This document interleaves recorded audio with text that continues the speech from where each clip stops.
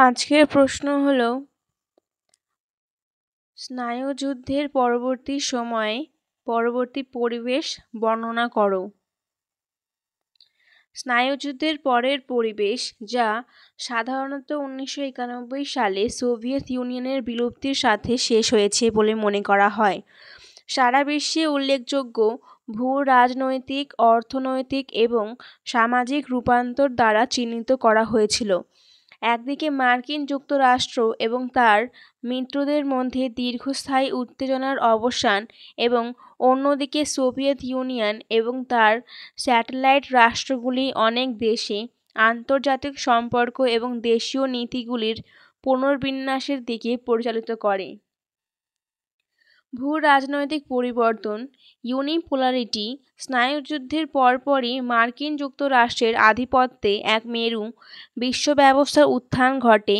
এই পরিবর্তন আমেরিকান প্রভাবকে বিশ্বব্যাপী প্রসারিত করার অনুমতি দেয়, কারণ এটি বিশ্বজুড়ে বিভিন্ন সংঘাত এবং শান্তিরক্ষা মিশনে জড়িত ছিল।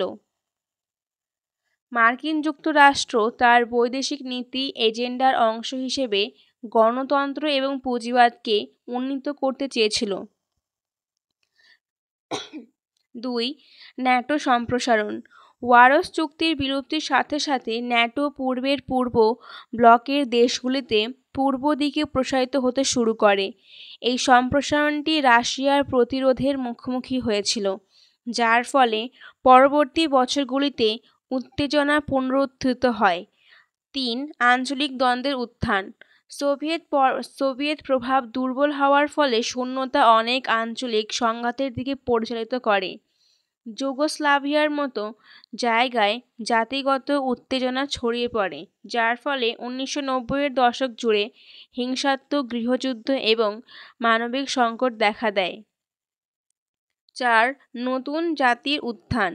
যুগোস্লাভিয়া এবং চেকোস্লোভাকিয়ার মতো বৃহত্তর রাষ্ট্রগুলি ভেঙে যাওয়ার ফলে ইউরোপের মানচিত্রে নতুন জাতির উদ্ভব ঘটে।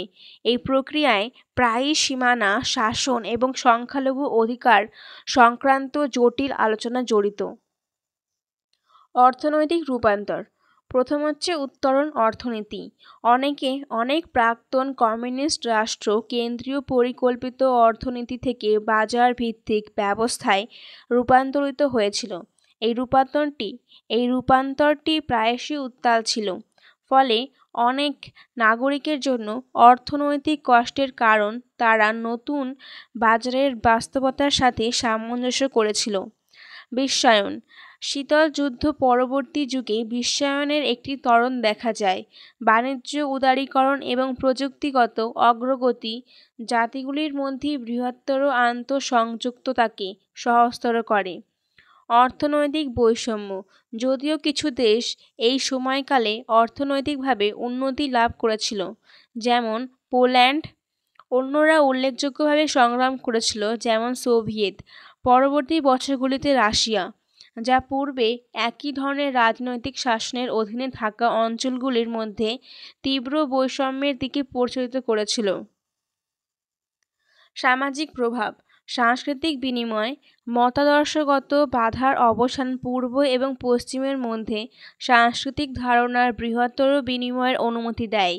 এর মধ্যে রয়েছে পূর্ব ইউরোপে পশ্চিমা মিডিয়ার প্রবাহ এবং এর বিপরীতে। ২. মানবাধিকার আন্দোলন। বিশ্বব্যাপী মানবাধিকার বিষয়গুলির ওপর নতুন করে দেখা হয়েছে। আংশিকভাবে এনজিও এবং গণতান্ত্রিক শাসন এবং ব্যক্তির স্বাধীনতার পক্ষে সমর্থনকারী আন্তর্জাতিক সংস্থাগুলির দ্বারা সচেতনতা বৃদ্ধির কারণে। ৩ হচ্ছে মাইগ্রেশন প্যাটার্নস। কিছু নির্দিষ্ট অঞ্চলে অর্থনৈতিক অস্থিতিশীলতার কারণে অভিবাসন প্রভাব বেড়েছে, কারণ লোকেরা অন্যত্র আরও ভালো সুযোগ খুঁজছিল, যা পাঠানো এবং গ্রহণকারী উভয় দেশেই জনসংখ্যাকে প্রভাবিত করে। এখনও বিক্রয়ের জন্য শীতল যুদ্ধ পরবর্তী যুগটি পরিবেশগত সমস্যাগুলিকেও তীক্ষ্ণ নজর নিয়ে আসে, কারণ জাতিগুলি আগের চেয়ে আরও বেশি সহযোগিতামূলকভাবে জলবায়ু পরিবর্তন, জীববৈচিত্র্যের ক্ষতি এবং দূষণের মতো বৈশ্বিক সমস্যার মোকাবিলা শুরু করে। সংক্ষেপে বলা যায়, স্নায়ুযুদ্ধের পরের পরিবেশ মার্কিন স্বার্থের আধিপত্যে একমুখিতার দিকে ভূ রাজনৈতিক পরিবর্তনের মধ্যে একটি জটিল ইন্টারপ্লে দ্বারা চিহ্নিত ছিল। বিভিন্ন অঞ্চল ব্যাপকভাবে পরিবর্তিত, অর্থনৈতিক পরিবর্তন, সাংস্কৃতিক বিনিময় সহ সামাজিক পরিবর্তন, মানবাধিকার ওকালতি, মাইগ্রেশন প্যাটার্ন এবং পরিবেশগত সমস্যা সম্পর্কে ক্রমবর্ধমান সচেতনতা, যা বিশ্বব্যাপী সহযোগিতার প্রয়োজন।